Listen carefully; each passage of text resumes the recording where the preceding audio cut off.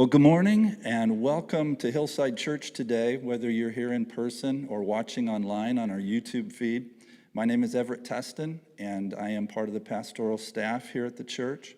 For those who are here, the restrooms are through the foyer and kind of down a long hallway. The ladies is the first one on the left, and then the guys follow just a little bit further, and it's also on the left. If you are here and you wish to invite somebody to the program that is being videotaped here at some point, if you just go to our website, www.hillsidechurchkent.com, there's directions on how to get to that YouTube feed. A quick couple words, I guess. I want to just say right off the top that we're not hosting this event because we think we have everything all figured out. This is a process that we have stepped into to try to learn ourselves. In fact, this has more to do with the idea that you're either part of the problem or part of the solution, and we want to be part of the solution. We also believe that conversation is a very significant tool that we've been given, and we kind of leapfrog that a lot and move on to things that we think are more important, but it's out of conversations a lot of times that learning component takes place. Author Richard Wagamese of the Ojibwe First Nation peoples of Ontario, Canada, wrote this one time. He said, "Mystery fills us with awe and wonder. They are the foundations of humility, and humility is the foundation of learning." So the steps that we've adopted here at the church, and even as part of these events, has kind of been this process. First, we listen, and then we learn, and then we respond, and in the context of a church dialogue, if that response requires repentance, then that's woven into that as well, and then we live into those things that we've learned and responded to. I want to say thank you to all the panelists that are here. I know Grantley will introduce you in a few moments, and those that are online that are going to be a part of this conversation as well. And also Grantley, our facilitator, who will take my place here in just a moment. Deep in my heart, and I have these words written down, but I want to say them with as much meaning as I can muster. I appreciate your willingness to be here. It matters a lot. It matters not just to me, but I think to many, many more who will take what you have to say and grow. Because today you will share something that will be an encouragement to someone. You will share something that will take root, perhaps, and bear fruit in our lives. And in turn, because of that, it will bear fruit in the lives of our neighbors. And because of that, it might take roots and bear fruit in our communities. And because of that, it might take root and bear fruit in our nation. And we need that right now. We need that in a very big way. We need it now and not tomorrow or next week. We need it today. I want to offer you these words from President Abraham Lincoln that were given as a proclamation. And this sounds very unique, but it was given as a proclamation to institute a national day of fasting. And they were dated, he delivered this message on March 30th, 1863. He said, "We have been the recipients of the choicest bounties of heaven. We have been preserved these many years in peace and prosperity. We have grown in numbers, wealth, and power, as no other nation has ever grown, but we have forgotten God. We have forgotten the gracious hand which preserved us in peace and multiplied and enriched and strengthened us. And we have vainly imagined in the deceitfulness of our hearts that all of these blessings were produced by some superior wisdom and virtue of our own. Intoxicated with unbroken success, we have become too self-sufficient to feel the necessity of redeeming and preserving grace, too proud to pray to the God that made us.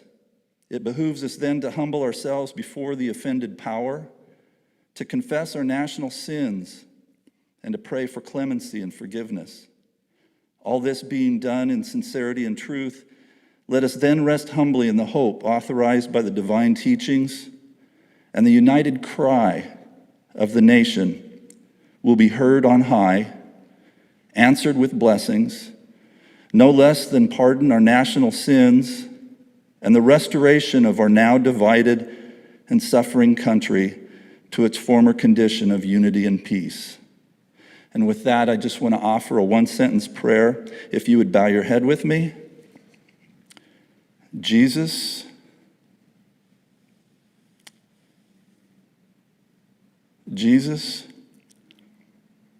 your will be done here today on earth and in this place as it is in heaven.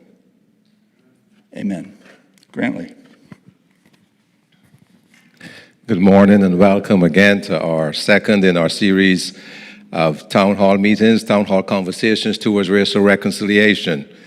We believe that conversations with each other, as Pastor Ev said, are important. Conversations with each other, not conversations at each other or about each other, but with each other in order to build unity and community, to eliminate ignorance, to address differences, and to seek common ground. The thing about conversations is that they require time and effort. They require an investment. It's easy to get on our phone and our computer and type something in it and hit send and walk away from it. That's a multi-second investment. But actually sit down and have a conversation and learn and to hear is what we're trying to accomplish here today. And we at Hillside have decided that we're going to get full into this conversation. And because we believe it's worth it. The topic of education is constantly before us, whether it is about funding schools or teachers, whether it's about daycare centers or higher education, or even if it's about our children, where did they go to school, what did they do, what school they go to, what colleges they go to, what universities they go to, what ratings do they have. Education can be formal or informal, but the topic of education stretches across our life from cradle to grave. Today we're here to focus on the topic as it relates to equity and justice, disparities because of race or ethnicity. We're here to talk about affordability, and we're here to talk about access. We're not going to debate whether there are disparities in education or not. That is an established fact, and there are thousands of volumes of information available on these disparities. We will begin by acknowledging them and voicing some of these disparities, and then we'll work towards finding solutions towards removing the barriers. When we get to the section about cost of education, I want us not only to focus on the cost of college and universities and postgraduate, but also thinking about trade schools and community colleges and the technical trades, which are just as important as the non-technical trades. The vocational training. There's a high demand for people in the trades and in these skills. And actually, if you were reading the newspaper this week, there was actually an article in the newspaper about the shortage of skilled tradesmen and persons, men and women, in these trades. These trades are requiring more computer knowledge, more grafting and modeling, and more certifications and apprenticeships. Sometimes the training to become a plumber or a diesel mechanic or aircraft mechanic is just as long as becoming a PhD, to be really good at it. And these jobs are very well paying as well for some people who are not prone to the academic part, but who are good with their hands and creativity. Disparities in education come at all levels, and it's well known. And for people of color, we know it, we live it. When we read these things in the paper, we're like, oh yeah, you had to get a grant to figure that out. We could have told you that, right? Because we live it every day. Where one lives, the color of our skin, sometimes the place of our origin or our language can heavily depend on our access to good quality schools, to good equipment, and to top-notch teachers. Some people say that talking about these disparities creates victims of people of color rather than lifting them up. But I want to tell you as a person of color, if that's what you think, I disagree with you. You're completely wrong. Because exposing the challenges that people face and discussing how these challenges of willful or systemic biases in our community and our nation helps to expose the truth and give people the tools they need to conquer these disparities. In the book of Proverbs, chapter 13, it says, every prudent man acts with knowledge. Knowledge doesn't make us a victim. Knowledge makes us ready to move forward and to act. In Proverbs chapter 24, verse 6, it also says, a man of knowledge increases in strength. So if we have to look at the Word of God and see what it says, first of all, to be prudent, we need knowledge, and that knowledge gives us strength. And sometimes knowledge is not easy. The truth of knowledge is not easy. And today we're here to talk about that. Before we get into our discussion, I just want to share a few of these disparities with you, and then our panelists, I'm sure, are going to bring in a number of them. A recent study done by the ACT, the American College Testing, that is the group that does the test to all of our students across the country every year, and the United Negro College Fund could help us with understanding some of these things that I want to get on the table. The study found that African American students are less likely than white students to have access to college-ready courses. It also found that when these students of color, whether black or Hispanic, have access to honors courses or advanced placement, they're underrepresented in these courses. African American students are often located in schools with less qualified teachers, teachers with lower salaries, or novice teachers. Black students spend less time in classroom due to discipline, which further hinders their access to quality education. Black students are 3.8 more times more likely to receive 1 or more days out of school. There's a systemic bias in non-black teachers' expectations for black students or students of color. Black students are 2 to 3 more times as likely to receive a referral to law enforcement or be subject to law enforcement or be subject to a school-related arrest than white students. And finally, over 1.6 million students attend schools every day with no school counselor, but with a law enforcement officer present. So if you look at the data, if you go to that study done by the American College, ACT, and the United Negro College Funds, you will find that the data has a mirror effect for Hispanic students as well, and other students of color. So there are disparities in education, and that's what we're here to discuss. I'll now introduce our panel. The first, online we have Dr. Joel Pearsall, who is the president at Northwest Nazarene University. Dr. Pearsall brings a significant professional experience and personal commitment to NNU as its 13th president. He came to NNU in 1999 after being in private legal practice and in church administration. Reverend Dr. Joanne Solis-Walker will be on screen as she speaks. She won't be on screen at this. Oh, she's on screen. She's a co-founder, a strategist, a consultant, and a certified coach at Camino Road, a development company that focuses on leadership, culture, and praxis. Her consulting work leads organizations through the change process required to become more culturally responsive. Dr. Stephen Newby, here with us on stage, is a director of composition at the Center of Worship at Seattle Pacific University. Dr. Newby has led worship in 45 states and in countries such as Africa, Asia, Canada, and the Middle East. His most recent book is entitled Worship Outside the Music Box. Kendrick Glover is a co-founder of Glover Empowerment of Kent. Kendrick comes to Washington from Natchez, Mississippi. In 2014, he was a co-founder of G.E.M as a community-based nonprofit organization that offers one-on-one and group mentoring to young men in and around Kent. G.E.M focuses on dropout prevention and intervention, addressing the symptoms that lead to students dropping out of school. Steve Eskridge, online with us, is the director of athletics, intramurals, and wellness at Shoreline Community College. Steve was named the lead to lead the department in 2014.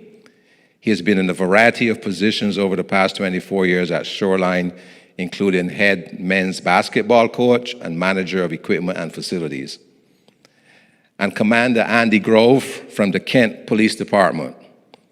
Commander Grove has served in the Kent Police Department since 2002 and has led assignments in patrol, PROACT, narcotics, special investigations, crimes against persons, and as a patrol sergeant, detective sergeant, and partner of the FBI's Innocent Lost Task Force. Let's welcome our guests.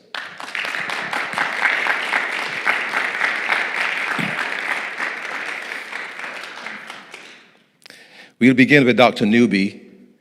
And Dr. Newby, in our first town hall, you raised the topic of access to education and of the barriers that may exist for people of color in education. Can you expand on that foundation and give us a little bit of information to ground us in our discussion this morning, please? Present here and present online, to the church leadership, this great faith community at Hillside, and to our honored guests. It's good to serve with you, both in present and digitally. I'd like to share from these thoughts. I don't want to take scripture out of context, but thinking about what Pastor Ev shared with us regarding humility. I think about the Gospel of Matthew chapter 18, and the question was posed, who's the greatest in the kingdom? Hold on to that idea. Who's the greatest in education? Does education make us great? Well, I think that's probably the wrong question. Perhaps the question is, how can education take us to a place of humility and service? Later, when we look at Matthew 18, we see the concept of binding and loosing. Education has a way to bind us together and to loose us, to free us from oppression. When I think about people of color, I think about what are some of the hindrances that keep us from expanding, growing, and developing and embracing humility, perhaps, and to free us from oppression. We must look at our narratives. Let's analyze and talk about the trauma, the trials, the tribulation, and the truth. If the goal is to embrace truth, the truth that God's kingdom must come, and education is a form of discipleship, the truth that we should value one another, the truth that we should not aim to be educated and equipped so that we can make money, for the love of money is the root of all evil. But better yet, we should want to be equipped and trained so that we can usher in God's kingdom and be used in a way that we can serve for humanity's flourishing. The challenge is not only the trauma, the trials, and the tribulation, and how do we get to truth, but there's economics. The cost. What is the cost? It's more than just economics, but it's the idea of environment that we're in and how do we overcome evil. We overcome evil with good. And being equipped and educated and to be discipled in a way for humanity's flourishing, we're able to be overcomers. Finally, in my own experience, this young African-American boy out of Detroit, Michigan in the 60s, traumatized with the riots, unable to really remember a childhood, 2 years, memories blocked to block the trauma, thinking through how there were some teachers I had of a lighter hue that were not really interested in my flourishing. For some means, by the grace of God, I embraced a curiosity for the passion that God put in my life. I never, ever imagined being able to receive a doctorate from a Big Ten university, the University of Michigan. I never imagined being able to study with Pulitzer Prize winners. I never imagined, but I was curious, and God allowed me to be curious, and it was the prayers of the saints that just carried me to bring me to a place where I am today. So perhaps we can think about finally framing this conversation. How can our humanity flourish? Thank you.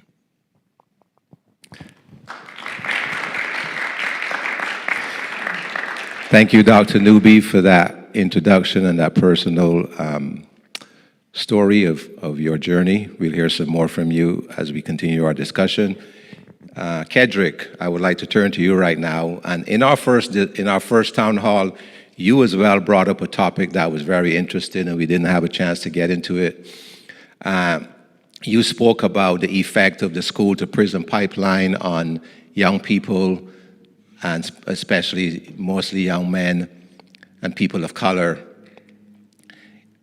and how it destroys opportunities for people of color. Can you please explain to our audience what is meant by the school-to-prison pipeline and its destructive effects on young people, and maybe talk a little bit about your journey as well?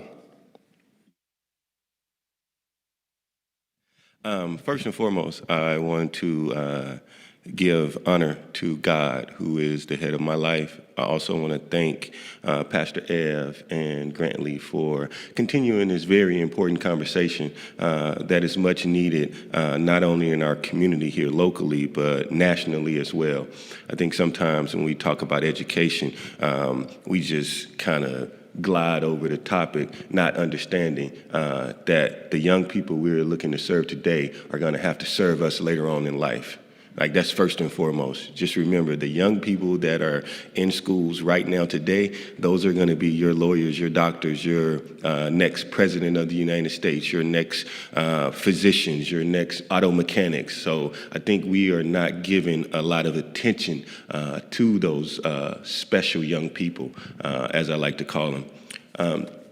I want to start off with a quote by a renowned, as I like to call him, philosopher, in his brother Malcolm X. And he says that education is the passport to the future, for tomorrow belongs to those who prepare for it today. And my question, not just to myself, but to educators and to everyone in general, is how are you preparing our young people, whether in school or outside in the community? Just think about that for a minute. How are we preparing our young people for that next chapter in their lives of helping them to help us? I have had the honor and privilege of getting a second chance at education. I hail from the amazing state of Mississippi and the amazing town of Natchez. And on my journey to get to where I'm at today, it has not been an easy one.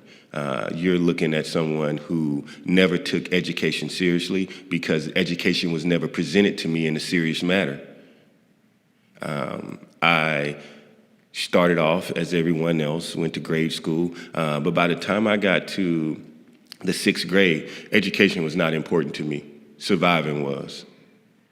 It was because of the environment that I was living in, the people that was around me. It was more about surviving than about, going to school and doing those things. So with that said, you're looking at someone who has, at that time, no more than a 6th grade education.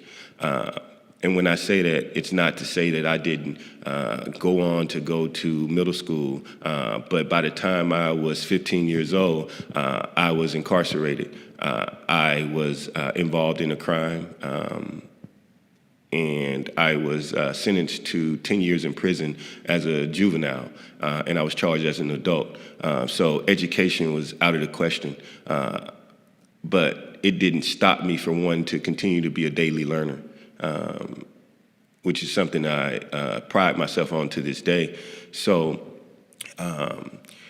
when we talk about education and we talk about how it prepares young people for their future, it's one of those things to where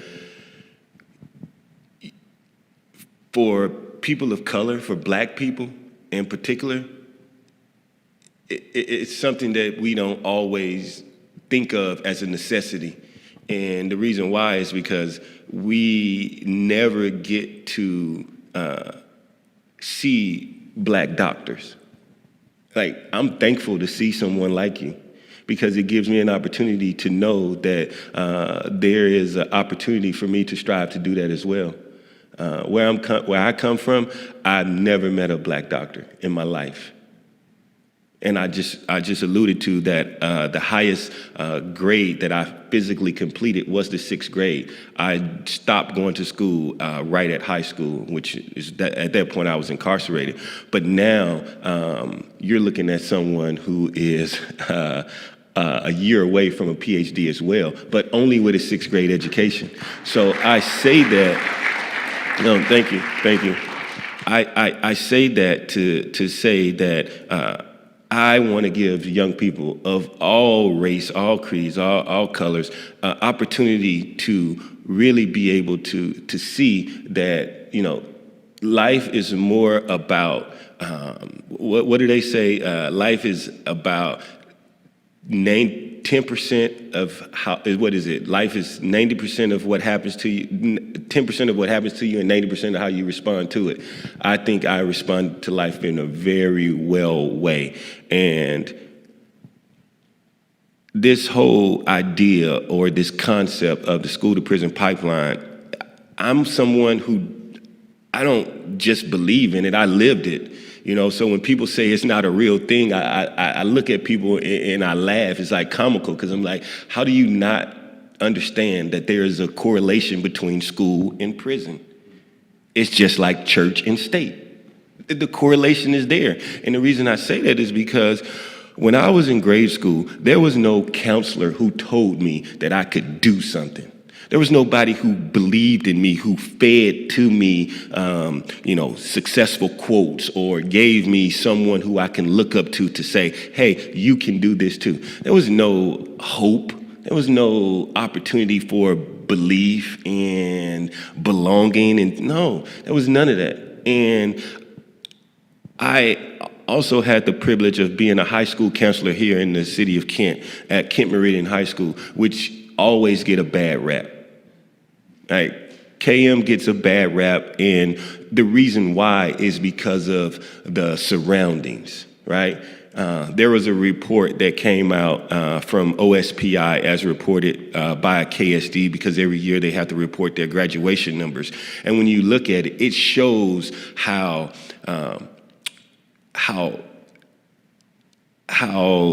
like messed up our education system is. And not just the education system, but it's all related to the area that you live in. So when people don't believe that, where you live matters on what type of education you get, I really encourage you to do some reading, because you will see in that report how they break down what areas of Kent is receiving the best education. And as you would have, without even reading the report, you'll know that Kent Lake is up there at number 1, Kentwood, then Kent Ridge, and at the bottom is G.E.M in terms of graduation rates for 2019. And it just says a lot about the system in itself and how, where you live determines what type of education you get. And it even says that about Washington State in general when you look at the reports. So I say that to say I don't want our young people to get discouraged because they don't have the access to technology, or they don't have the access to reading materials and the likes like other students may have, because I wasn't fortunate to have those opportunities for that type of technology and literature. However, I knew that if I wanted to be better and I wanted to overcome some of the obstacles that I faced at an early age, that I had to educate myself. And it's one thing to have academic knowledge, but it's a whole nother thing to combine that with life experience. And I think I have accumulation of life experience from a young age, and I combine that with the education that I receive, and I use that to my advantage. I use it to my advantage to, as Pastor Ev, preach the good gospel, right? I preach it to my young people to say, hey, look, I didn't get a fair shake at life, but I didn't let that stop me. You know, yes, I was a part of the school to prison pipeline, but that don't mean that that's my identity. I don't think that's who I am. I just use that as a stepping stone to get to that next level. So for me, in the work that I do at G.E.M, it's so important that we use prevention methods instead of intervention methods, because I think when you start using intervention methods, you already at a point of at a deficit, because now you're going in trying to work your way back. But if you start at a young age, you start working with these young people in pre-K, in elementary school, even catching them at middle school level, you have an opportunity to encourage, influence, and create some change in these young people so they can see that why education is important. Education is so important because it offers you something that no one can take away from you. As they always say in our community, they can lock our bodies up, but they cannot lock our minds up. Our mind is so advanced. We have so many opportunities to achieve things that we have no idea that we are even in the midst of. So for me, and the work that we do at G.E.M, we have a couple, our whole foundation is based around education, and it's based around who I am as a person, because I believe that education is the most important thing to a young man or a young woman. So programs like our re-engagement to education, so start working with those young people who don't think education is important and showing them why. Those young people who are battling issues with truancy, battling issues with reading and writing, things like that they didn't learn at an early age, and we're coming in and we're using our skill set to help them get to that next level. Also, working with young people inside of the schools, focusing on social-emotional work, focusing on the trauma that they experience. Because a lot of the times, it's not that our kids are not smart. There's no dumb kid in the world. Let's just get that straight. No kid is dumb.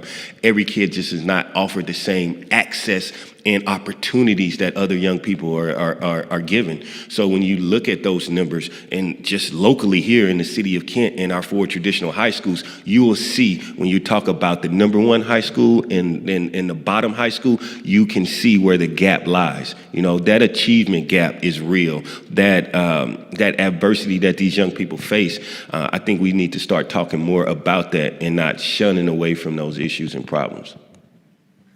Thank you very much. I like your concept of intervention rather than prevention. Be there before it actually happens. Commander Grove, you're a police officer in the city of Kent, and you've been there for a while in many jobs. And thank you for coming today and being with us.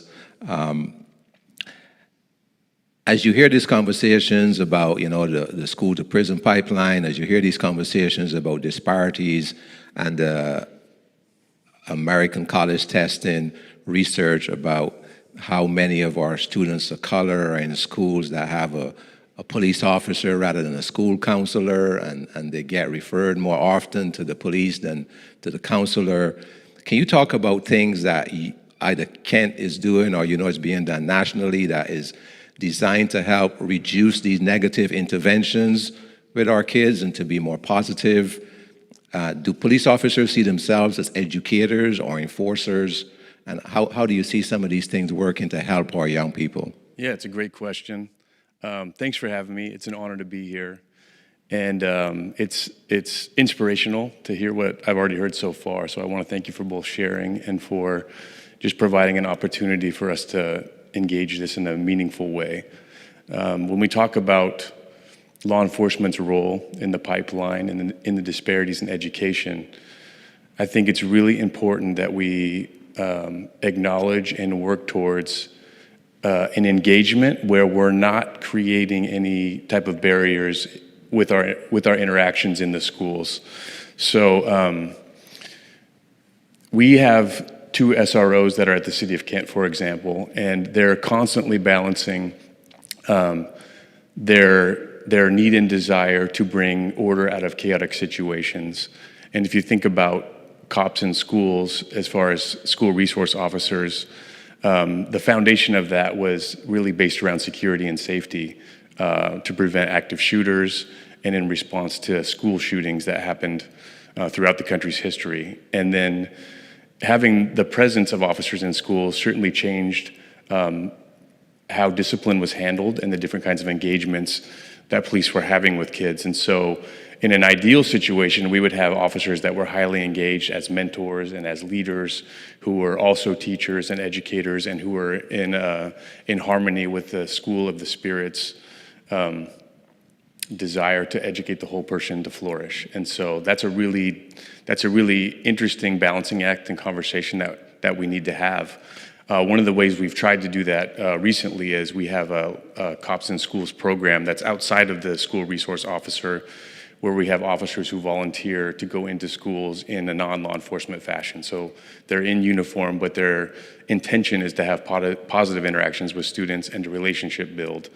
And so we try to maximize officers who want to educate and who have an interest in mentoring youth and giving them opportunities while on duty to do that. And we've had some pretty good interactions and results with that. We have a lot to learn and a long ways to go.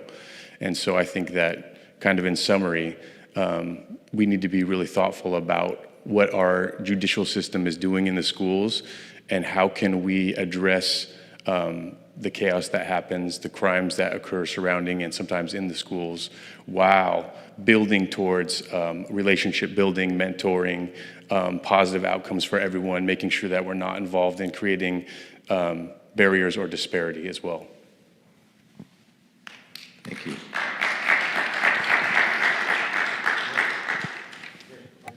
Go ahead, Kendrick. Okay, so I love discussion, right? Go ahead. I want to learn something here. So, and I respect the role that officers serve in every day. I'm not one of those people who think all police are bad, but I really want to understand, why do we think that officers in schools is a good idea? Because you mentioned that it was for safety reasons. So why pay for security at schools? So when I was a high school counselor at G.E.M, right down the street, I wondered, why would the school pay for 3 security officers, but then also pay for police officers to be in the school? I found that it was so fascinating to me, because you could use that money to hire more teachers or to bring in more mental health counselors and support, instead of paying someone who, if a crime did occur, would still have to come anyway.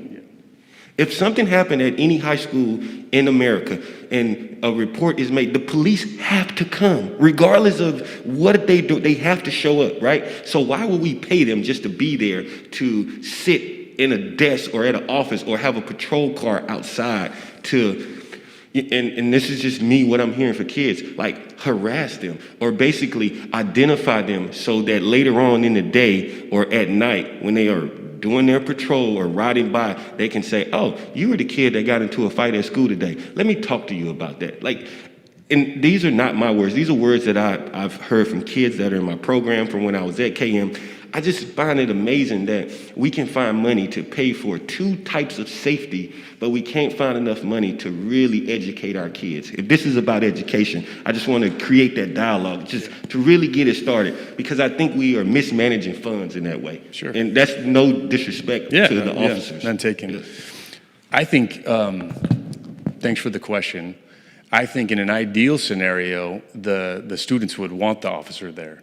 We would be increasing relationship building, mentoring through that officer, because the kids know what's going on. And if they have a role model who they could trust in the same fashion as a counselor, then they could be a great benefit, not only during their school day, but outside of the school when and if those interactions occur at night. We would love for the police officers to know the students, and this happens a lot. There's a lot of excellent school resource officers who prevent crime and are involved in prevention and not just in discipline and in leading to the judicial system. So it's really a balancing act. I think the reality of the need for safety does exist. So I would argue that that parents and teachers and administrators recognize that having a police officer there is an enhancement in training and professionalism that a school security guard might not have, and their capacity and ability to do everything from investigations, conducting advanced interviews, filing police reports. I mean, they deal with everything from complex robberies to sex crimes to child abuse cases to mental illness and referrals to what we call involuntary commitments. So they're really, the impression is often that they're sitting, maybe standing by or sitting at a desk, but they're really busy, and they should be well-trained, well-educated, and have advanced knowledge in the judicial system, but also be mindful of what their involvement creates. How are they discerning what's best for the student? How are they speaking with parents and teachers and the principals to ensure that the best outcomes for kids are the objective? And I think that's what we should strive for.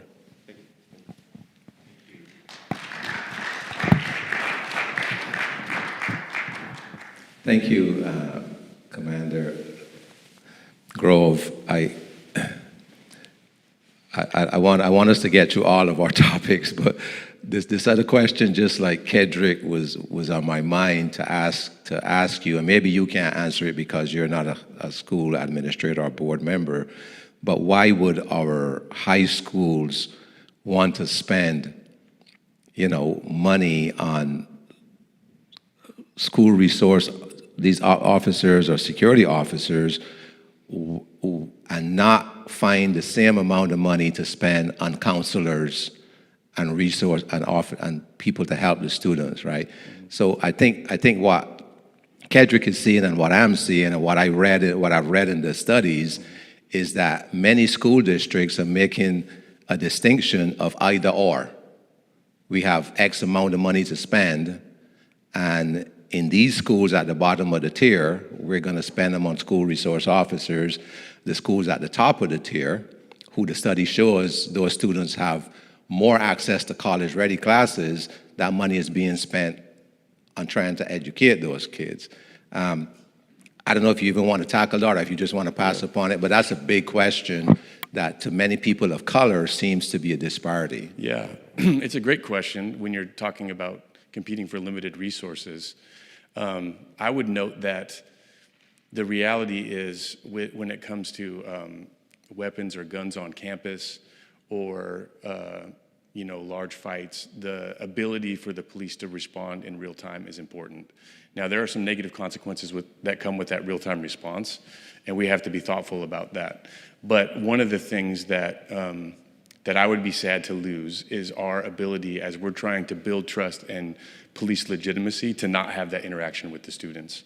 Now, that interaction, we can't say generally that's all positive across the board, but that should be where, in my mind, we're trying to go as a community and as a country. When we interact with those kids, we're building that future police legitimacy. We're building that future recruit. We're building transparency through those relationships early on by having meaningful relationships and by building them early.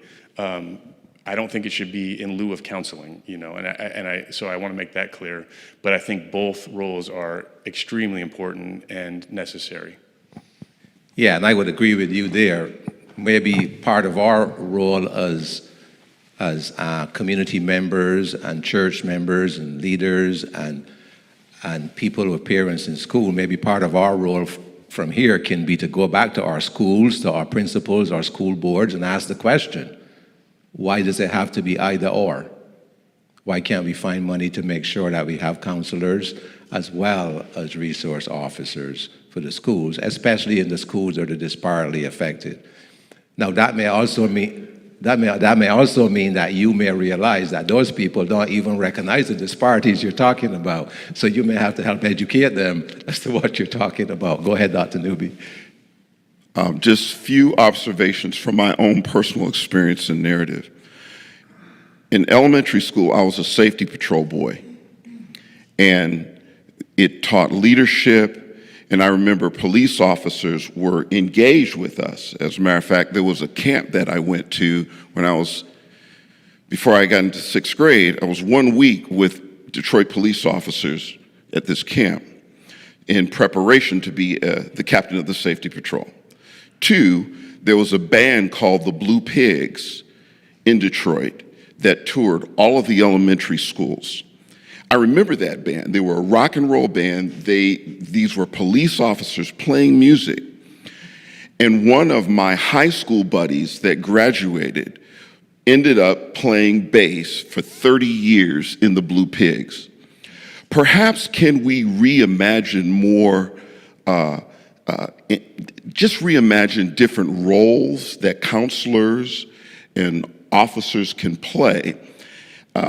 The arts are very powerful in engaging our humanity, and sports are very incredible in re-engaging young people. So I would encourage us to look at our history of how police officers have engaged youth. And those are just 2 examples in my experience that were very positive and had an incredible impact. And they were more than officers just engaging in a military sense, but it was artistic and driven around sports. Thank you.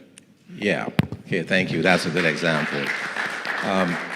And we are going to get into athletics here in a minute. And by the way, if any of our participants online want to engage in the discussion, just let me know and we can bring you in with our technical team.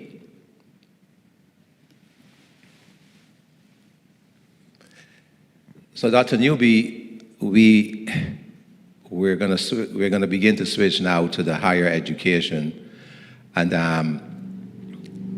the topic of affordability, and you began to talk about that already as some of the opportunities you've had. But you are a professional musician. You are a PhD, I guess, in music or the arts. You're also a professor. You're a worship leader. You're a composer. You are a great musician. I've heard you play and I've heard you lead groups. You chose the formal route for education. And many people in our communities of color, even when I was growing up and stuff, music comes naturally. You just begin to play, you find a guitar, you find a piano, you find some old cans and some sticks, and you learn to drum, and you get really good at it with your friends. And many people choose just to stay with the informal aspects of that. That's a form of education as well. It's more colloquial. But what are some of the advantages of pursuing the formal path towards refining your natural talents? That's a huge question. I'll just list some advantages based on the God-given blessings and experience. I'll take about 90 seconds and do this. I was able to travel the world. I was able to, in 1985, land in West Africa where I saw Gorée Island, and I saw the point of no return where our people had been enslaved. I became a lot more familiar with my own narrative. I became even more curious. But the advantages that I've been able to meet people. I've been able to sit at tables that were not rectangular, but there were circle tables, and the difference between the two is one rectangular represents power and privilege, and a circle represents community. And I've been at many different tables, but it's been by the grace of God.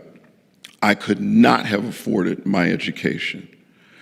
But at the time, there was a lot of money available for African Americans. And when I went to the University of Michigan, I received a Rackham Fellowship, which was almost to the equivalent amount today, I would say about $300,000 in support to finish my doctorate. That was rare. Some of those resources don't exist. But I tell you, if I had not had that, financial support in that fellowship where they covered my full tuition, gave me a stipend where I could focus. I could focus on my studies. So the finances is a big thing, big thing. When I graduated from McKenzie High School, I went to a community college. It was $15 a credit hour. And my father helped me in the first quarter and said, son, because there were 5 kids in the house, and he was a pastor, missionary Baptist pastor in Detroit, wasn't making any money. He said, son, you're gonna have to cover the rest. So I worked at McDonald's. I worked at bussing tables. I didn't have as many distractions as the young people have today. I didn't have a cell phone. There were only 4 or 5 channels on the television. I wasn't a great reader. I was a slow reader, but I at least committed to read. And I practiced. My entry into music was through improvisation. And I had to learn to read. I had to learn to write scores. So the discipline came from a household where I had a loving father and a loving mother. And there was a community of people. My church said, we want to hire you at 13 years old, and you're gonna play for church. I got $25 a week. Here's the deal. It takes a community. It takes a community of people to come around. When you see these African American scholars today, they didn't do it by themselves. It was a community of people that forged the way. That's all I can say. Thank you. You just touched on a very personal chord, because I agree with you. It's the community that gives us the opportunities, And anybody here, Pastor Evan, those guys know that I am about community and that we need to embrace our young people. We need to have them on the platform. We need to have them involved. We need to encourage them. They don't have to be perfect. They don't have to get every note right. They don't even need to be able to sing. But we need to give them opportunity, and we need to give them encouragement, and we need to embrace them in community. Education is all about community. It begins with community. I would encourage our pastors and our church leaders listening online, forget about perfection and start thinking about participation. Forget about wanting the kids to do everything right and to be perfect in their life and to not make any mistakes, and embrace them into our leadership and embrace them into our churches and begin to mentor them. They have a crown over their head. God made them to be something in this world, and that crown is there, and it's our job to hold the crown over their head until they grow into it, not to ask them to be perfect, but to grow into that crown just like we did. And many times, sometimes we forget, and I appreciate that people were patient with us to get to where we are. And we need to be patient with our young people to get to where they are. Okay, I'll move on because that's very personal to me. Steve Etheridge online. Steve, you are athletic director, but you were also a student athlete. You played. You were a coach. Now you're athletic director at the community college. Could you talk to us about some of the advantages and disadvantages that sports has played in the lives of helping students of color to get an education? Many times, sports is the way that many of our young people can get into education because of their ability to play. And even if they had the money, some of them would not be let into some of those schools if they didn't have that talent. But what are some of the advantages and disadvantages of sports in helping students of color to get that education?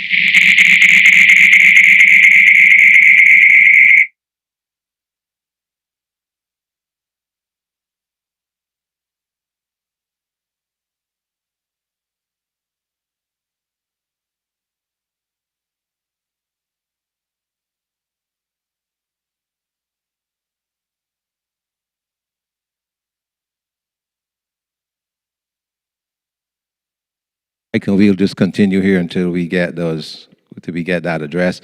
That's technical difficulties, and we, want to be, our technical people have been working hard for the last 2 weeks trying to pull this all together, and so they'll get it right. I appreciate all the effort they're doing. But does anybody on the stage want to tackle that question? You want to do it, Kendrick?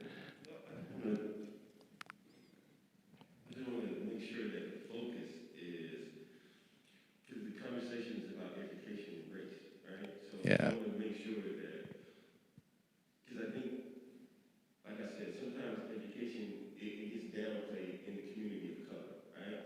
So, I have all these, this stuff that goes on in my head about how can we change things, how can we make things better, how can we make sure that everybody is on that same playing field, that level, right? So I think about this. Right now, we sit in a county, King County, right? But before King County was named Martin Luther King County, it was named after Rufus DeVane King. Rufus DeVane King was a slave owner, right? So our county, just bear with me, I'm going somewhere. Our county that we reside in right now was previously named after a slave owner. It wasn't until the late 80s and early 90s that 4 brothers from Central District of Seattle, one led by who's my personal mentor, ex-councilmember Larry Gossett, fought to change that name from a slave owner to who we call our county today, Dr. Martin Luther King County, right? So we have that education. However, in King County alone, and we're talking about all the cities and municipalities, right? African American and Black people only make up 5% of this population. 5%. So there's a 95% population of people here in King County that don't look like us, right? However, we make up 47% of the incarceration population. Think about that for a second. I just told you that we are 5% of the population in the county. And we make up 47% of the incarceration population? So when we talk about education, there was a report that came out when Hillary Clinton was running for president and all that stuff, and talking about the incarceration rates, and there's over 1 million Black men that are inside of the incarceration system. How many of those Black men they got an opportunity at a fair education? How many of those Latino brothers and sisters that are incarcerated that got a fair shake at an opportunity for education? Like, if we're going to ground this conversation around education, we have to talk about how race plays a factor in education. We don't get a fair shake at education like everybody else. We don't. And when we talk about that, I want to use the opportunity to talk about privilege. Right? I consider myself a privileged Black man to even be in a conversation to talk about getting a PhD. Like, that in itself is mind-blowing. Because where I'm from in Mississippi, it's not even, we don't even get an opportunity to finish high school before we are sent off to work to provide for families, before we have to, do things to make means to an end.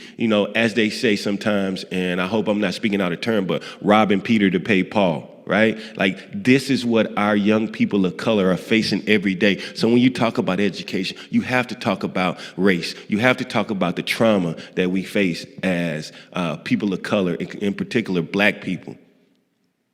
So I just don't want that to be missed in this whole conversation, because we could talk about, higher education. We don't have access to higher education at the rate of everyone else. Like, sometimes it's just graduating high school is a gift for us. Like, just getting out of that high school is a gift for us. And then when we talk about going into the traditional 4-year institution as a university, no, because first and foremost, how are we going to pay for that?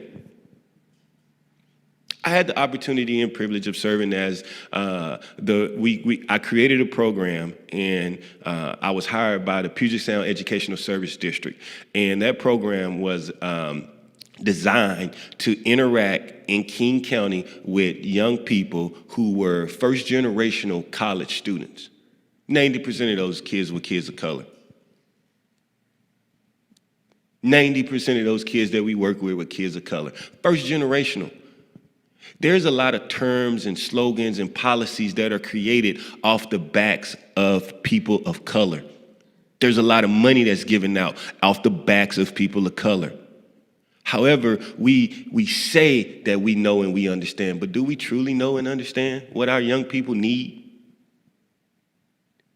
Now, this is why I love to engage with, like officers, because I love to bring that conversation up, and I'm glad that it's brought up about SROs, school resource officers in schools, because nobody ever asks kids that they want SROs in school. Nobody ever talk to kids. They don't ever ask, do you like this? No, we just think as adults that we know what's right for kids. Like, why do we think that? Like, where did this mindset come from to where we have to dictate how everybody else is being served without asking people, what do you need? So I just implore and I encourage that when we have these conversations that we talk to our young people first and foremost, because it's just mind-boggling to me how we can all sit here right now talking about the benefits and the luxuries that we have been afforded to off the backs of somebody else without even acknowledging it. Thank you.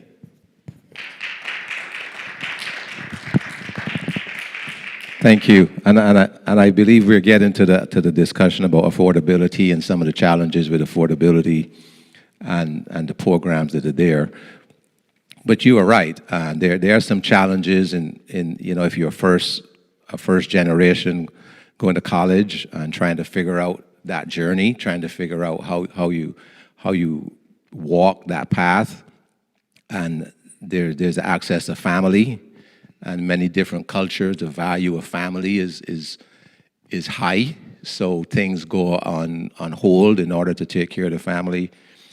And I think one of the challenges too is helping us to realize that we help our young people get through high school, to graduate, to help with that's one area that you're very involved in. That is one area, getting people there, and getting on to that other education and what they're going to do for life doesn't always have to happen instantaneously or immediately.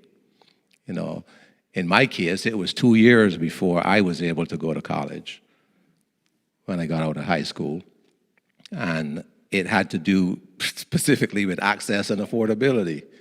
And I'm thankful to God that He gave me the opportunity to begin to get my education. But, I came to the United States with $165 in my pocket, and my school cost was $5,500. So I was depending on the 5 loaves and 2 fish miracle to get me through school, because $165 was not going to cut it. Right? And like Dr. Newby, God provided people who were able to help me with those challenges of finance. But I still had to deal with the challenges of culture, challenges of being in a different environment, challenges of learning, and expectations, correct? My first day of college, even while I was registering, I had a man come up to me and said, "You need to change the courses you're registering for, because we don't think you're capable of handling the courses that you're registering for."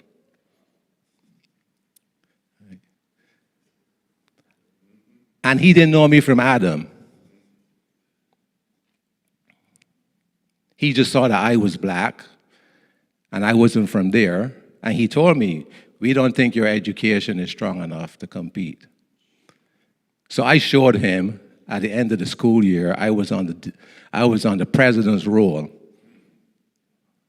Not necessarily to demonstrate to him, but his criticism of me, his low expectations of me, which the ACT study found, propelled me to excel and to go on.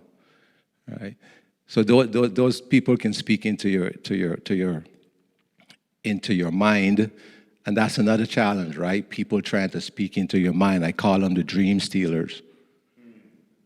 who try to say you can't do it because you came from this place, or your parents were this, or you speak this language, or you're a different color, you're not going to make it. And part of this discussion today is to help our young people to understand that they can make it, and they will make it if they try, and we will join with them. So where we are we ready to talk to Steve? Okay, let's go ahead with Steve, and Steve, if you can help us with a discussion of the role that sports and athletics can play in helping or hindering young people of color from getting education, or even encouraging them to finish high school and have that dream that they can become something.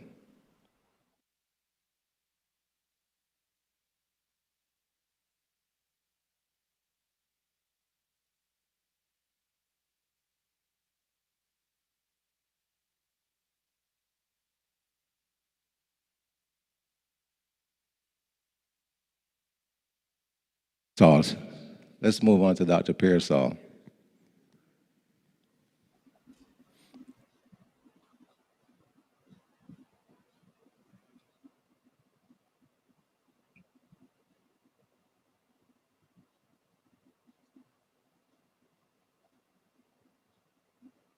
Connect me. Can you hear me, Dr. Pearsall? I can. Can you hear me, Grantley? Can you still?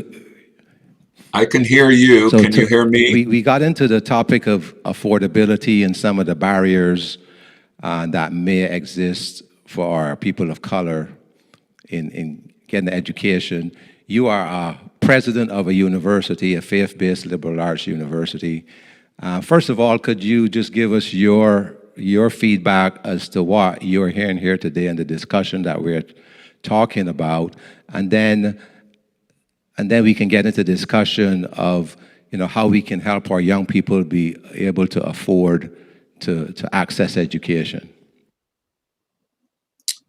Thanks, Grantley, and I'll assume you can hear me unless I hear differently from you. Thanks for the opportunity to join you and through the wonder of technology today. And thanks for creating this venue to discuss higher education in the context of race and all that we're facing in the 21st century. I appreciate very much the comments that I've heard, and would just affirm that from my perspective, they're incredibly relevant. And one of those issues is accessibility, particularly for students of color, and it's a challenge.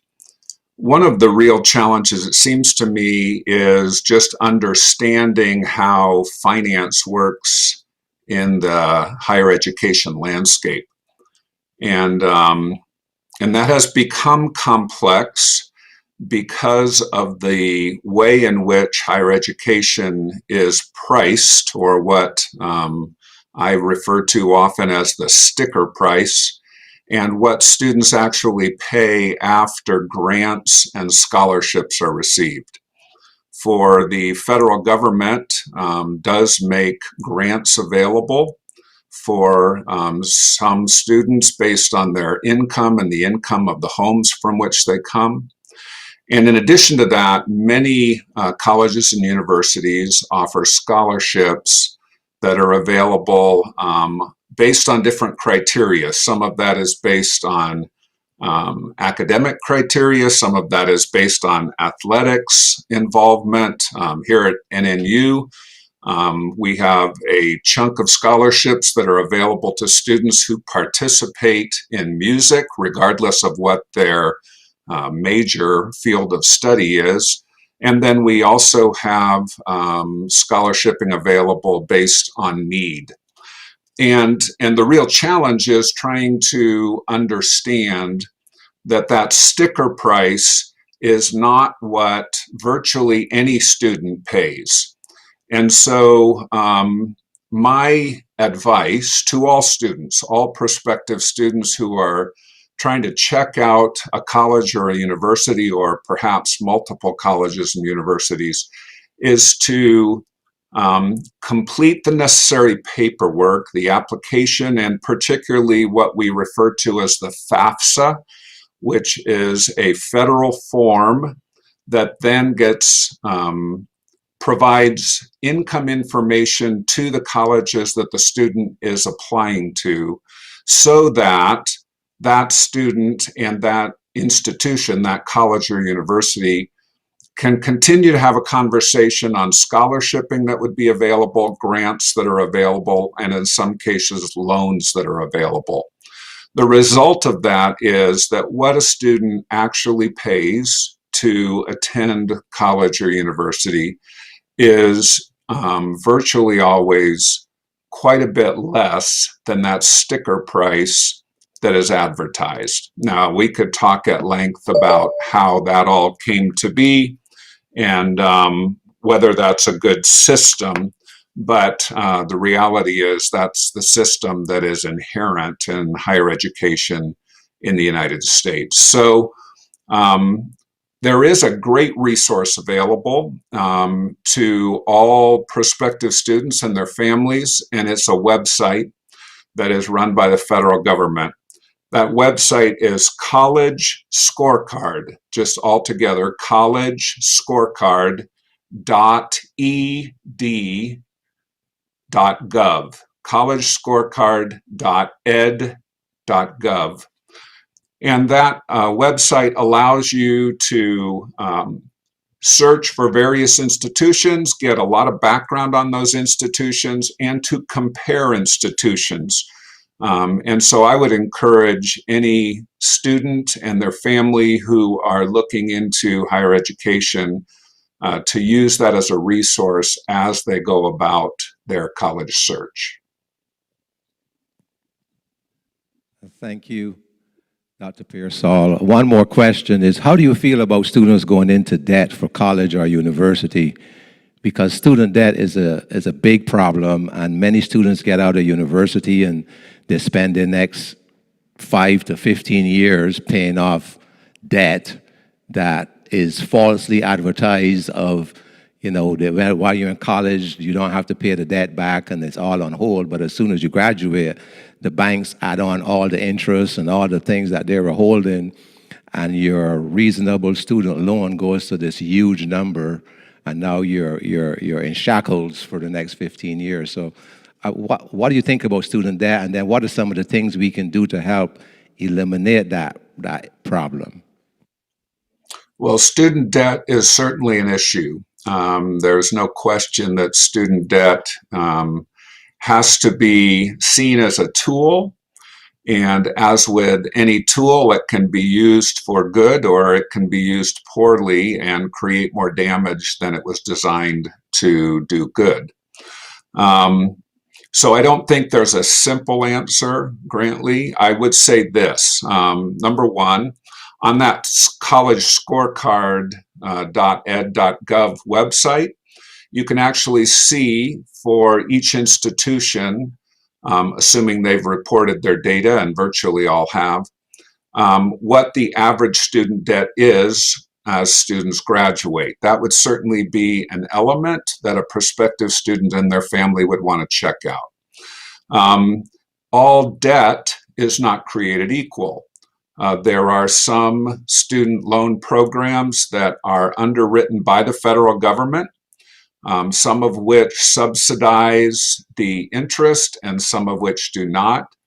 And then there are third-party debt opportunities through banks or other lending institutions that are not subsidized, and that is really where the risk gets much higher.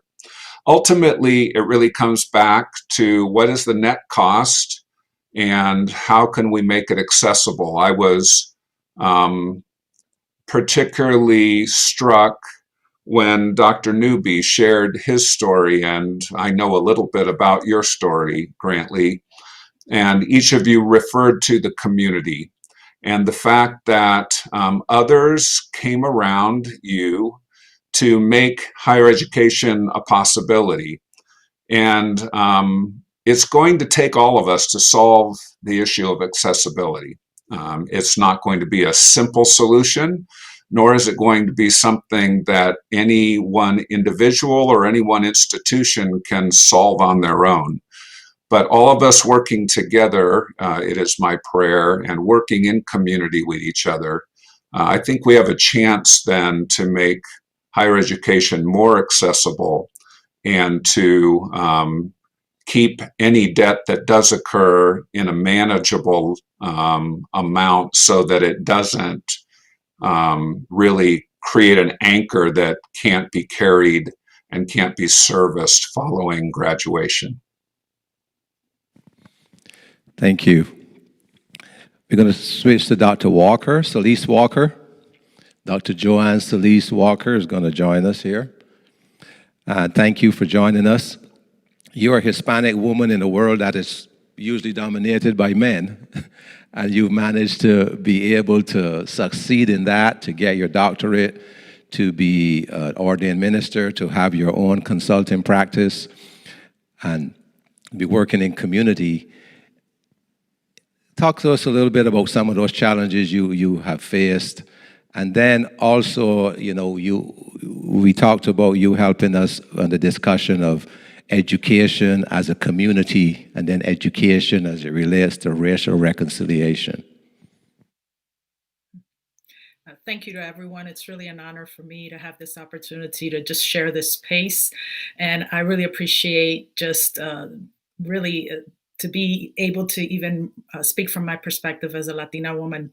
I'm a first generation also in having graduated from undergraduate, and also first generation having obtained my master's, and also first generation Latina having gotten my PhD. And I teach as a faculty member at Northwest Nazarene University for the College of Theology and Christian Ministry.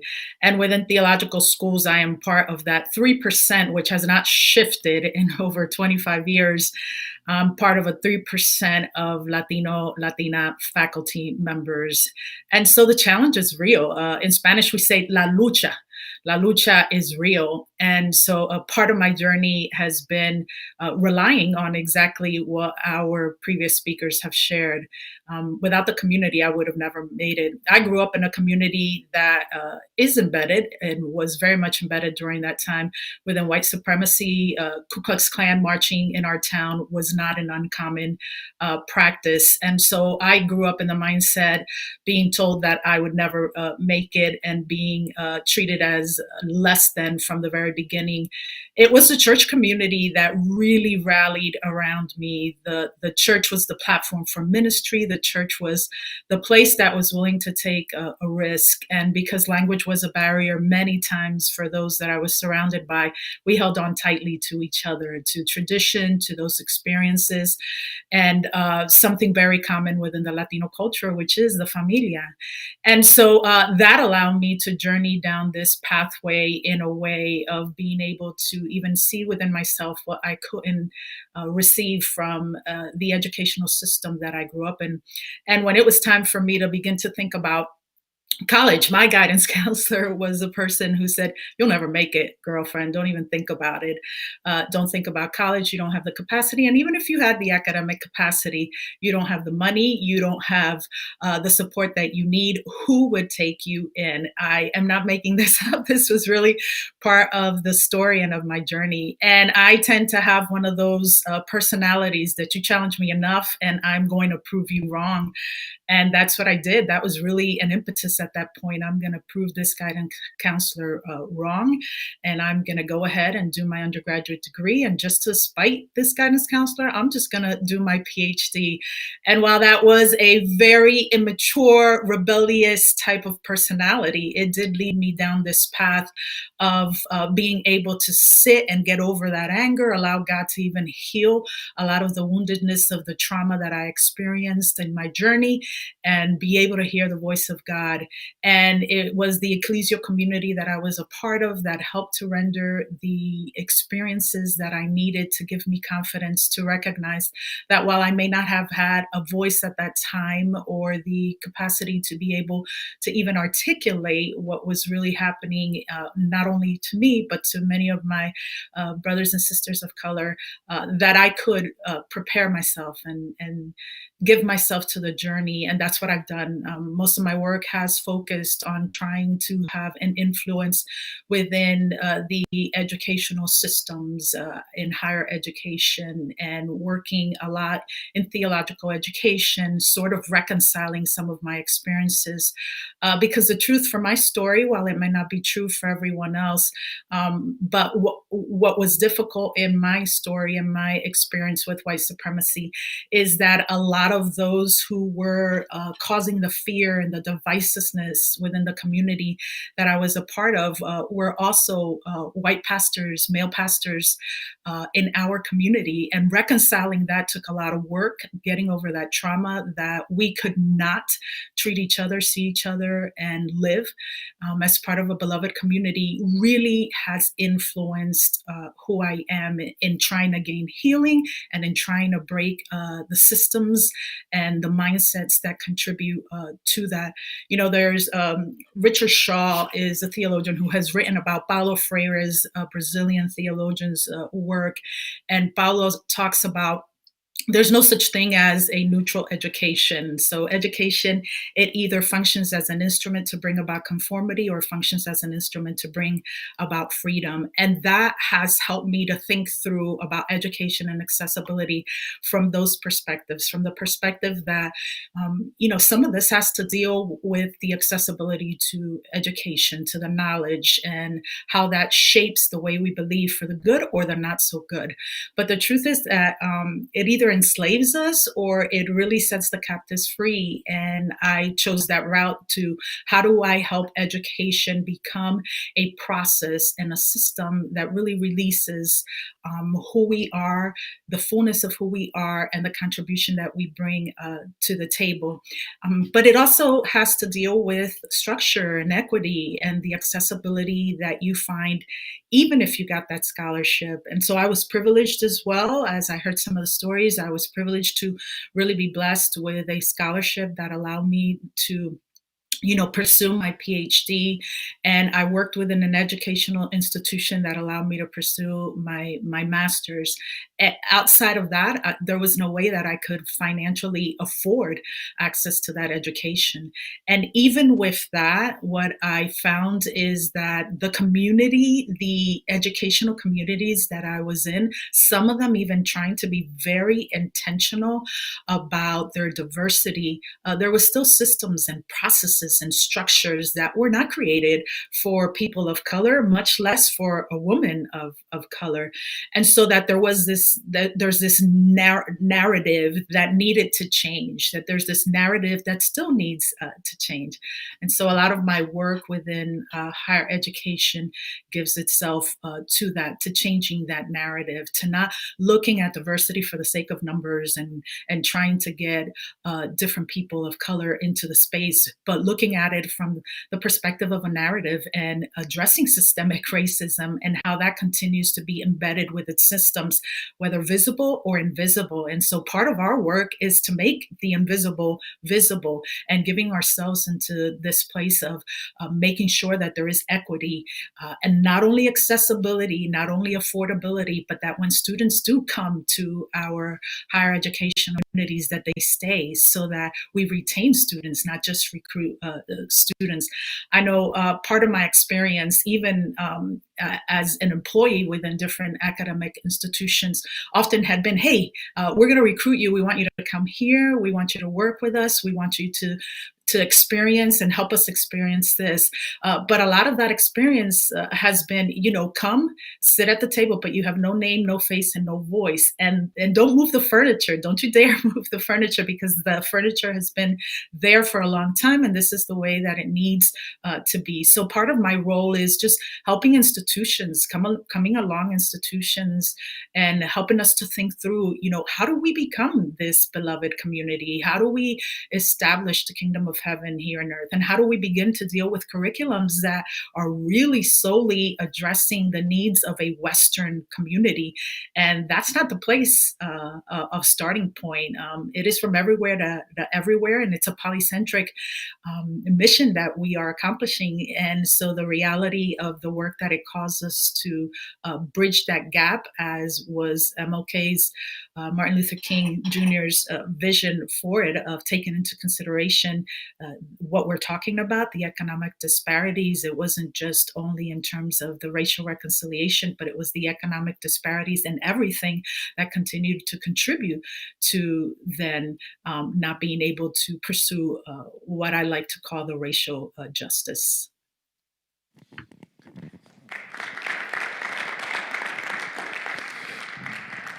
Thank you very much for sharing your story and getting us into the topic of justice and reconciliation, and that even sometimes when we have access, we may get in the door, but the institution is not willing to change to accommodate us. I think right now we want to try one more time to bring Steve on. Let's see if we have that connection working.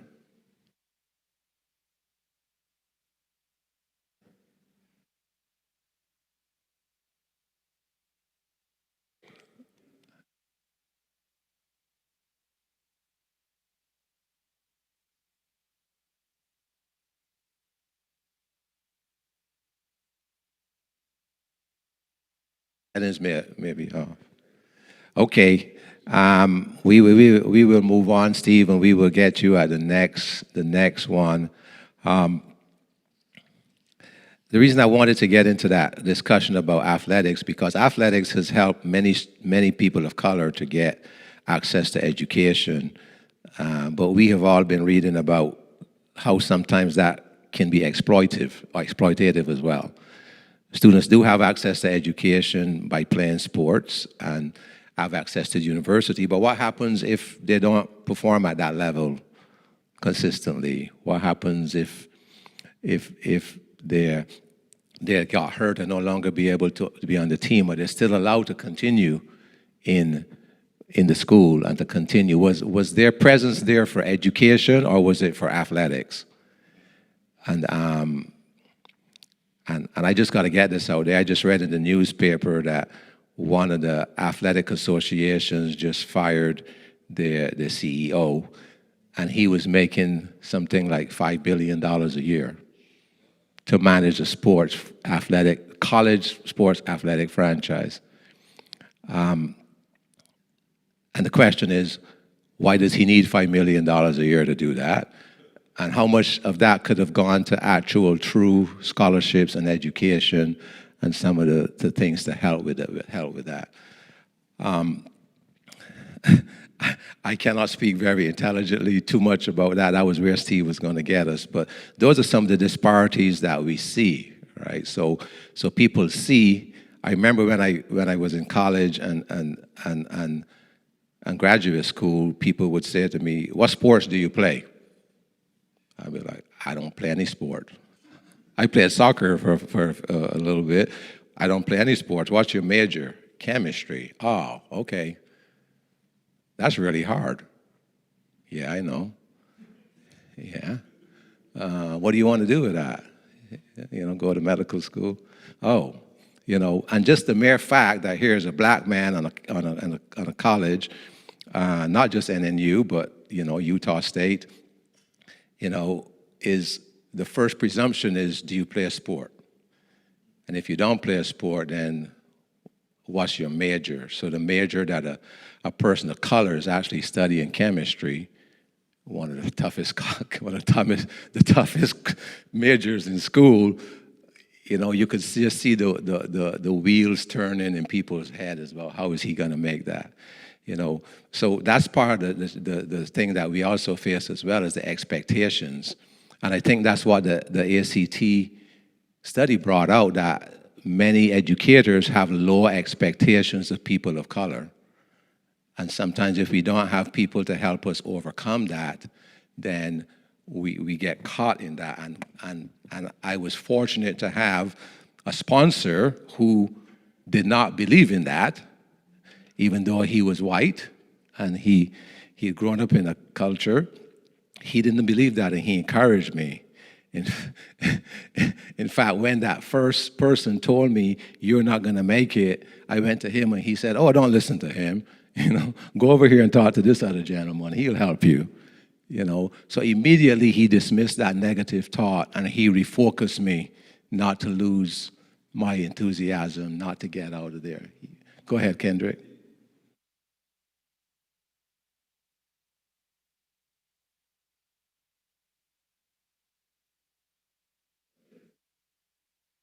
Here to Washington State in Seattle in 2006, right after Hurricane Katrina. I was attending Jackson State University, and I moved here and enrolled at Seattle University. And at that time, it wasn't too many people of color attending Seattle University. So every time I walked around campus, being slim and tall, people would always associate me with the basketball team. Not one time have I ever been to the gym. So I'm like, why do you just automatically assume that the black kid has to be here on athletic scholarship? And I'm like, you know what? Actually, I'm here on an academic scholarship because of my brilliance. Like, I'm not here to play sports at all. So we always get that misconception of, the black kid at a predominantly white university has to be in some type of a sport. Now, I say that to say that I wish the brother could have came on screen, because I know he would have talked about it in sports and how it has a huge effect on us having that access, right? That's one of the ways that, people of color gain access into colleges and universities is because of our unique ability to, be in the sports. But there's a documentary on ESPN. They did this whole series called 30 for 30, and it's called Broke. And it talks about athletes, and the number one population of athletes that they focus on are black athletes. And they talk about how in the NFL, you have a short span of a window to make a whole bunch of money. And a lot of times, 5 years after someone leaves any professional sport, a person of color goes broke, hence the title. So they laid out all these people who signed $100 million contracts, $50 million contracts, and within 5 years after leaving the professional sport, they are broke. It's kind of like the lottery jinx, right? You win the lottery. So I just saw somebody won $1 billion, right? 5 years after you win the lottery, you go broke. And the reason why is that a lot of those young people are not being taught financial literacy, right? So when we think about this problem, we have to think about how are we setting these kids up for success?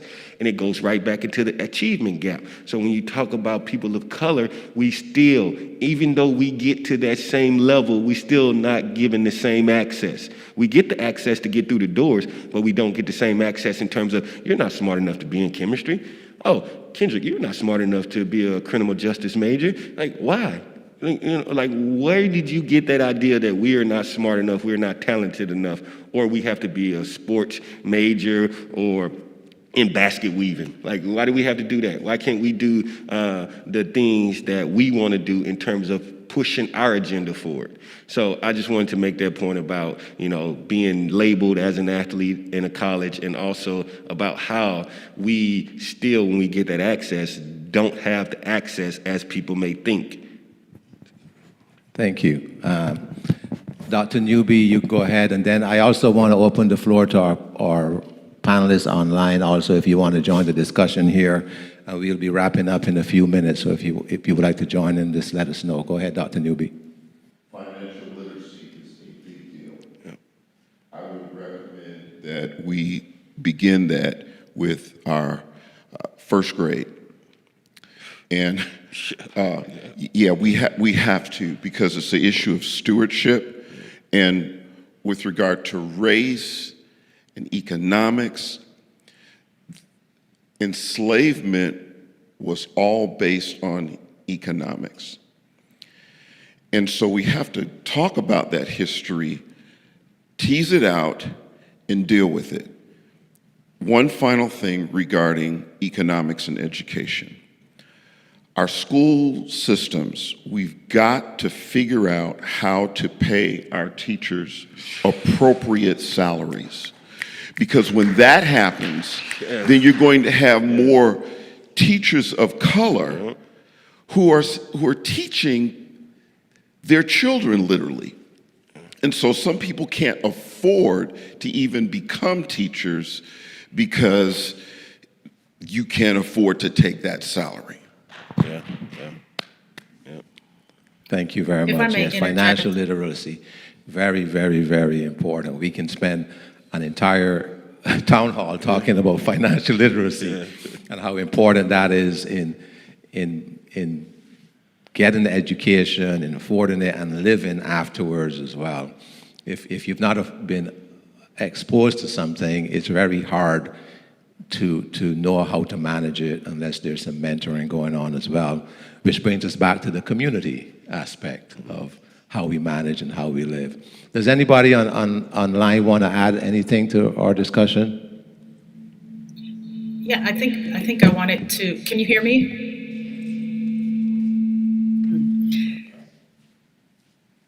Okay. I think to that point,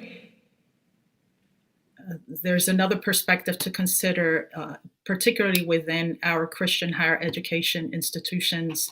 And it's also to not only pay faculty and deans and those in some of those leadership positions in an equitable way, because part of the history and some of the research that has gone in is that as a woman of color, I would get paid less than a white male in the same position that I would have been in, or even a white female in the same position. And so that equity carries itself through from the very beginning, even with elementary and middle and high schools, and carries itself.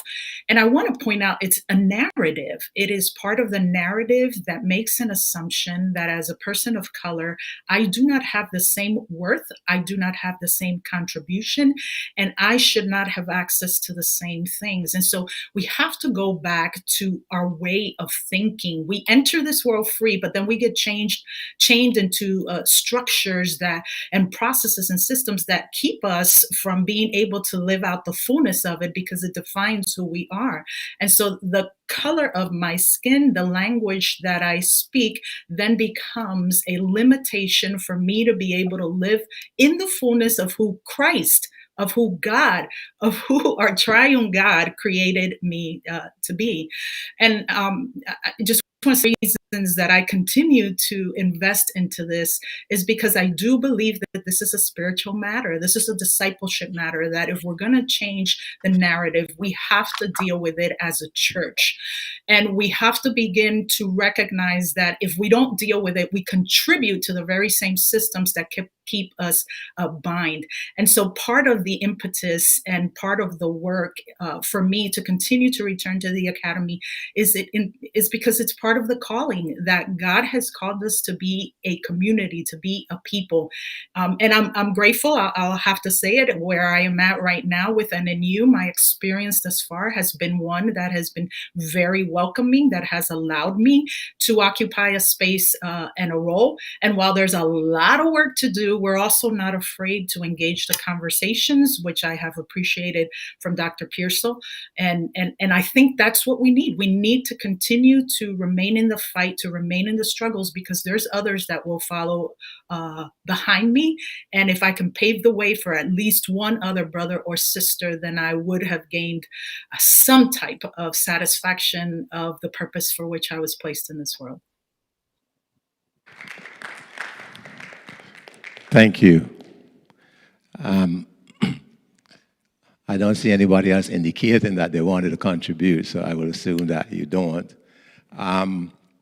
It's about time for us to wrap up. It's 12:29, and even though we got a little bit late, I still think we need to honor that time a little as close as we can.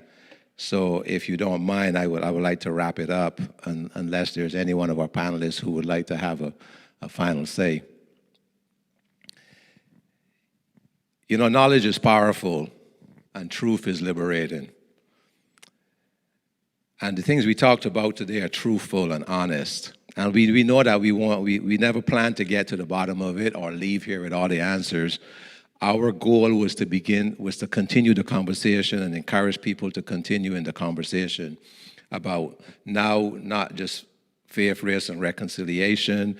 We talked about before with the things going on in the nation, and today we're talking about faith and race as it pertains to education. You know, there are challenges and disparities, as we have acknowledged, because there's this natural tendency for us as people to want to hoard stuff. You know, there's not enough, so I got to make sure that if I get an education, I've got to stop this other person from doing it or that other person from doing it. And we heard about that and how our education system in the United States was established. And in many of the colonies around the world that were British colonies or European colonies, the education system was established to exclude people of color and to promote people who were white. That is how they were established, and we need to acknowledge that.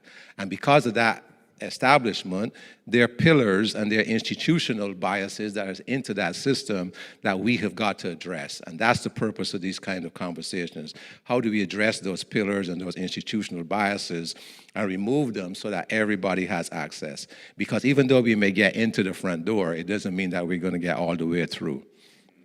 The pandemic has shown what people of color have known for a long time, that not everybody has access to the same resources in the same amount, in the same ways as is being taught. And we've also known that those resources are skewed away from people of color. But we've also learned something very interesting in the last year, something that was thought to be as ubiquitous as high-speed internet and access to the World Wide Web. The coronavirus came along, and all of a sudden we realized that that was an ignorant assumption. It was not true. And now we want to educate our children and come to find out that our children in the inner cities or children in these schools that Kendrick was talking about at the lower tier don't have access. But the funny thing happened. Because we made it a priority, we saw within a short space of time what has been going on for 20-something years in this country began to change within a week. We found computers for children. We found hotspots for children. We found ways to get internet into homes that never had internet before. And we had private corporations coming out and saying, we will provide it for free. Well, we have the same problem when it comes to access to education. There's lots of assumptions that are incorrect. And if we take the same amount of energy and the same amount of enthusiasm and we say we want to solve this problem, we can solve it. We saw the same thing with vaccinations. We came up with the coronavirus is killing hundreds and thousands of people. And all of a sudden we saw progress made in 10 months in developing vaccines that we haven't been able to do for 50 years. We did in 10 months what we couldn't do for 50 years. Because why? We set our minds to it.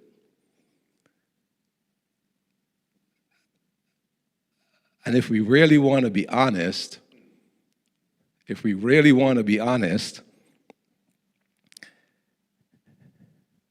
we also found that enthusiasm because lots of white people were also dying just as fast as black people and people of color.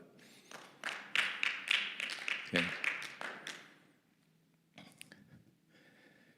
Many of us have abhorred how people who harm children, and we are distasteful by people who harm our children. And we want to see everything done for justice.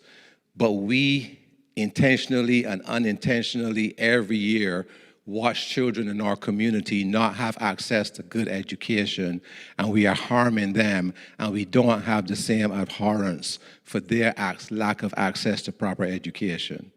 And we have got to change that. We have got to develop an urgency about changing that.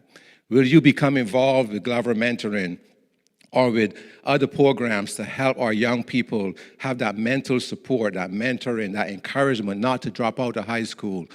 ways to help them learn how to think, help them navigate life, where you become involved in our schools, in our elementary, middle, or high schools, and begin to take a leadership role and begin to meet with our principals and school boards and begin to ask them, what are you doing to address these disparities? What are you doing to do it?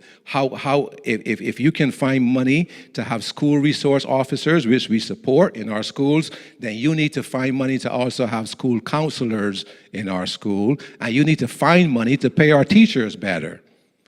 And we need to start asking those tough questions and stop electing people who are not going to do anything. Can we help counsel those who want to go to university or trade school through the process of this investigation and enrollment and financial aid? If you've never been to college, if nobody in your family has ever been to college, how are you going to know to navigate that process unless somebody helps you? And as Dr. Pearsall said, that is quite complicated. So the next question I have is, can we work with our colleges and universities to make the application process more simple? Can we simplify it? Can we reduce some of those barriers? Can we find ways to help young people get access to education? Can we work with our police department to find ways to reduce the negative impacts of police interaction with our young people of color? And can we help educate our police officers early, before they even go in patrol, how to be culturally aware when they're dealing with people of color or people from other nationalities, and how they're perceived? There are many, many good police officers out there, and we support them. But our police officers need to understand, especially our white police officers, that in communities of color, there is some fear of police. So how do we help them overcome that fear, and how do we have a positive interaction between the police officer and the people in the community, because both groups want the same result? Will our churches and our pastors engage, become partners in our community to help our students thrive? Will we open up our doors to all of our students, regardless to race, color, class, or creed? Will we invite them in and participate? Will we mentor them? Will we make our churches a place that welcomes our young people? And will we stop asking them to be perfect in order to be a part of our group, a part of our organization, a part of our church? And will we help mentor them towards those higher ideals? These are big challenges. But if a pandemic can cause us to do things that we never thought about doing before, can we come together and put that same zeal towards eliminating these disparities? Yes, we can. I know we can. You know we can. We just simply got to get up and start doing it and learn as we go. Thank you. As we close, I want to let you know that this program is going to be available on YouTube for those who want to watch it in the future. It will be saved there on the Hillside Church Kent website. You can and on our YouTube. It can also be available on my podcast. My podcast is called Above the Noise, and there will be an audio version available there that you can listen to in your car, you can carry around. Podcast is available on any podcast listening site, Above the Noise. If you're a Nazarene minister who are listening to this program, participating, you can get lifelong credits for this event today, and the code for this town hall for that credit is 48235. 48235 for your lifelong learning community credits. And finally, I just want to thank our crew who have helped us put this on. We challenged them in many things, and they've done an excellent job. We want to thank Kristen Snyder, who is working on our sound, Janelle, who's working on our graphics and troubleshooting, Mark Peck, who is doing live streaming and operating our cameras simultaneously. I want to thank all of our greeters who helped greet you when you came here and in the lobby, and who was going to help with cleanup afterwards. We want to thank Pastor Ev for hosting us, and the crew who helped all the setup and everything. Thank you. We appreciate your help. And thank you for being with us today. And God bless you. And Join us for service tomorrow, and go back to your communities and get involved. Don't be afraid to get involved. Don't be afraid to ask the tough questions, because it's worth it. It's worth it when we see young people thrive. Thank you.